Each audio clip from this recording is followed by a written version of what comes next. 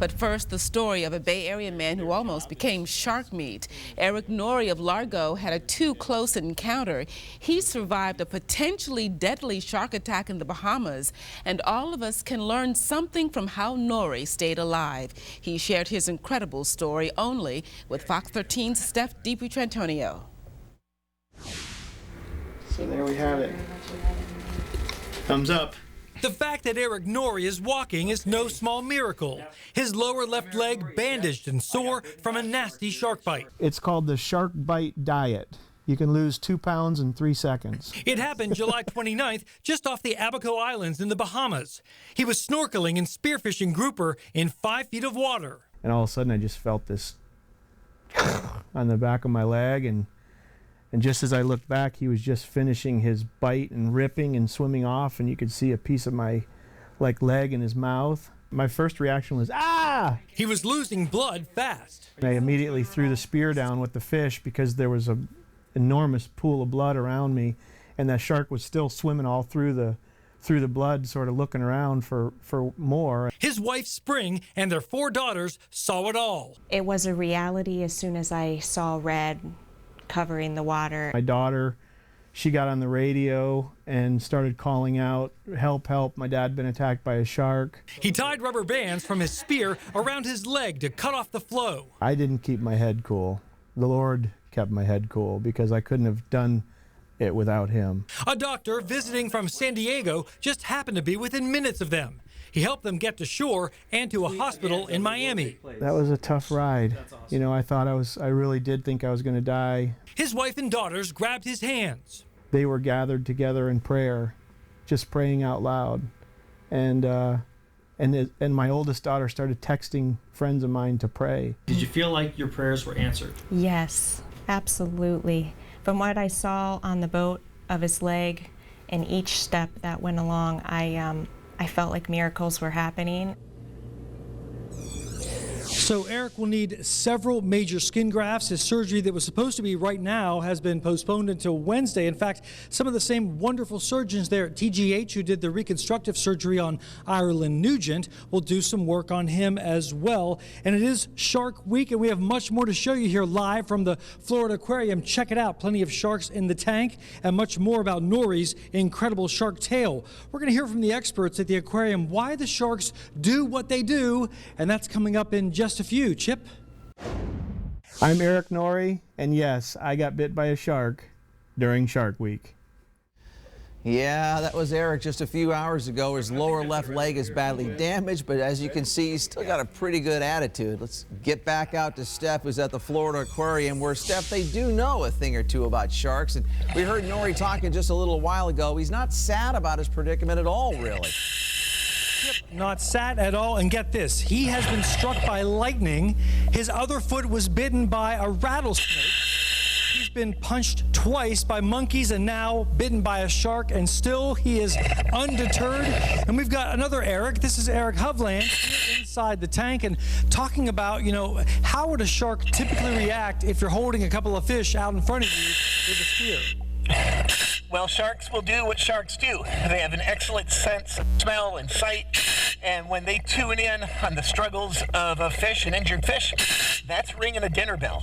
That's exactly what they're going to respond to. And Erik Norrie said that he realizes the shark wasn't just looking to attack him. It was just that he held the fish in front of him instead above him, and that trail of blood went right down his body. Plus, he says grouper make a sound that tells sharks they're in trouble.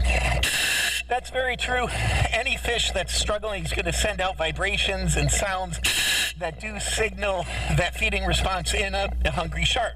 Now, the fact that it was just one shark there, not every shark in the area, shows you that the shark was probably actively looking for food and getting all the right signals to go in for the meal. How much, some of the big sharks we see floating around you, how much does that big one right back there weigh? Well, our biggest shark that you can see cruising, we have them anywhere from about 200 to almost 300 pounds in this exhibit with me right now. Okay. Well, some of the sharks behind him, about half the size of the shark that attacked Norrie. We're going to hear a lot more from Erik and the crew here at the aquarium and find out what's ahead for Shark Week, because there's a lot of cool stuff happening here at the aquarium, you guys. We'll get back in just a bit. All right, thanks, Stef. Stay dry, too. That was a tough ride. You know, I really did think I was going to die. My wife was in the boat. That's Erik Norrie of Largo talking about the minutes after he was bitten by a shark in the Bahamas. And yet, once he's out of the hospital, this lifetime fisherman says he will be back in the water. Wow. Fox 13's Stef DiPietrantonio talked to Norrie earlier. And of course, this just so happens to be Shark Week. I know. When I heard about this, I thought, oh my. Stef, you're at the aquarium. How did he keep it together? How did Norrie do that as he was waiting on medical help?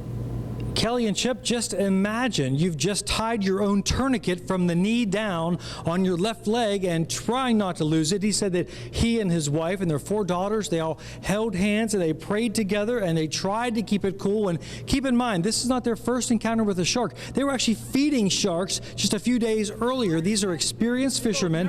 In fact, we have some video of them from a separate trip right here in the Gulf. Keep in mind where he was attacked was in the Bahamas, but he wrangled a 300-pound shark and it gave him a real fight before he released that one.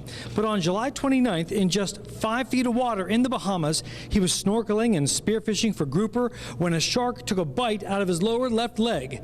Now here's how Norrie and his wife recount that horrifying afternoon. And all of a sudden I just felt this on the back of my leg, and my father-in-law jumped in the water in between me and the shark, and which was pretty courageous on his part. And it was it was a scary moment, I can tell you. I just remember all of a sudden just this warm feeling coming over me, and I just felt light, and I just felt so much peace, and I really did think that I was going to die. Just amazed in his strength. Oh, he's so strong, and he's been so brave, and just wonderful. I'm really glad to have him. Now check it out. That's his daughter Haley playing and singing to Norrie in his hospital room. He is going to need some major skin grafts, several of them, and will likely take months to recover. His injuries are pretty severe, but he is up and walking, and he can move all of his toes, and so that is a very good sign. In fact, he got up and walked for us, but it is really painful, Chip and Kelly, for him just to get up. And I know he was really anticipating getting some initial skin graft surgery today, but doctors decided to keep that vacuum on his leg a couple days longer and then see how the leg and the skin look then. You know, we've been showing you all the cool stuff that you have to look here at in the aquarium, because it is Shark Week after all, and there is, see the shark right here at the top of the tank? That little one, there's a big one, about 250, but that little one skirting out behind, that's about 150 pounds. That's about the size of the one that attacked Norrie down there in the Bahamas. But he says he is still a fan. He respects them even more, but he does plan, if you can believe this, to get back in the water where he was attacked. He may not spearfish in that same spot again, but he said he's going to get back in the water, that he really does respect the fish and realize that the shark didn't just outright attack him, that it thought it was looking for a struggling fish. Oh my goodness. Yeah. He was snorkeling in about 5 feet of water. Isn't that right, Steph?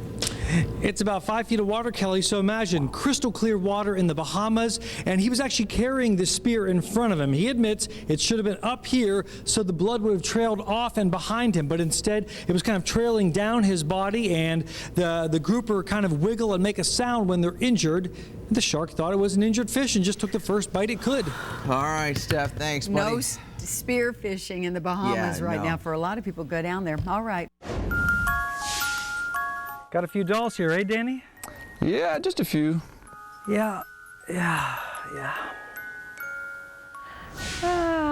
You saw Steph in there, didn't you? He's at a home rather, where there are thousands of dolls. They were owned by a Hernando County woman who recently passed away, and now her estate is up for sale. And Steph spent the day with the people who are pricing all those dolls. Yeah, and he goes room by room through a collection that is truly overwhelming. Check it out. I'm having a blast shopping here at Gloria Everett's house, because not only did she collect dolls, but everything else under the sun. I'm a collector. I'm loving it. Danny Triplett, you're handling this massive estate sale, and you know, this isn't just your typical 1 or 2 day deal. How many days do you expect to be selling? 6 days. We'll be open 3 days each weekend, Friday, Saturday, and Sunday, the 16th, 17th, and 18th, and also on the 23rd through the 25th. And you need almost the entire month of August just to go through and finish pricing, because like this pantry is a prime example. Every shelf under the sun has something in it, right? Every single shelf. and of every kind of doll, every kind of trinket, any kind of collectible, Gloria has it. Absolutely. I love how the kitchen is full of kitchen stuff, Yeah. and even out here into the great room and the family room, dolls of every size and shape and color. And it isn't just out here, right? What if we look back in these bedrooms? Yeah, there's dolls in every closet, every drawer, every bed, every dresser. How are you able to categorize or even figure out where to begin pricing this stuff? We start in one corner and work our way around one at a time. Oh my gosh, it's a total blur. It isn't just dolls, as you can see. There are lamps and curios and dressers and plates and all kinds of collectibles. Not just in that bedroom, every bedroom, even the bathroom here has a few things in it, right, Danny? Yeah, the Avon collection, Avon bottles, the Avon collectible encyclopedia. Oh my gosh. And then in this bedroom back here, bed-to-bed dolls, and even, is that Gloria's wedding dress in the corner? I believe it's one of her daughters, and actually both of them were, and one of their daughters. So it's been passed down through the family for quite a while. Now, this all looks overwhelming, but keep in mind, the family's already gone through and gotten what they want, right? Right. They've And taken it. still it's wall-to-wall. Absolutely. Every nook and cranny. Okay, massive estate sale coming up. We'll have the dates posted on My Fox Tampa Bay, but coming up, you're going to hear from one of Gloria's daughters and some of the amazing accomplishments of this woman. You won't believe what she's done for the hospice here in Hernando County. That's coming up. And we look forward to that, too. Cool. Thousands of dolls, collectibles, and so much more are going up for sale later in August, but the woman behind this collection was known and loved for her kindness and her work with the sick in Hernando County. Her name was Gloria Everett. We've learned a lot about her today, and she leaves behind a great legacy of handmade work that touched thousands of lives. That's right, including Shirley Temple dolls. That's really going back there. Stef DiPietrantonio has more now with her daughter, Terry. You know, there are thousands of dolls and collectibles in Gloria Everett's house, and her daughter Terry, one of her daughters, just so proud, I'm sure you are, of your mom, because what we're holding in her hands right here were all handmade. The faces hand-painted by her mom. And Terry, it says, I need a hug right here. What were these special dolls for? These were for the patients in hospice. And I know if I lift the dress up right here, what is it? There is something inside, right? She she drew a heart on each and every one, and she wrote love in the middle of the heart. And this is hospice 2001. Okay, just making one of these, the clothing, painting the face, painting the heart, that all takes time. How many did she make over her career of working with hospice? I know at least 4,000. There was a few years back when she was up to like 3,800, and I know since then she's made hundreds more. And yeah, this was her life. This was her passion, and you know, that kept her going, that she could put a smile on someone's face. And you know, you look around the house. You said when you were kids growing up on Long Island, your mom was an interior decorator. Yes. So even though she had a massive collection, it was all very elegantly organized, right? Definitely, yeah. She would be having a hard time right now because everything is in such a disarray. Everything had its place. What did people say when they came to your house as a kid?